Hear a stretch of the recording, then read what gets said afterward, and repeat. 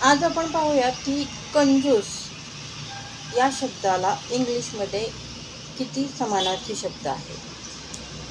कंजूस हा खरं तर थोडं निगेटिव्ह शेड असलेला शब्द आहे. आपण काटकसरी असंही म्हणू शकतो. तर इंग्लिशमध्ये आपण दोन्ही निगेटिव्ह पॉझिटिव्ह शेड दोन्ही पाहू. कंजूस इंग्लिशमध्ये मायझर, स्टिंजी, इकॉनॉमिकल, फ्रुगल,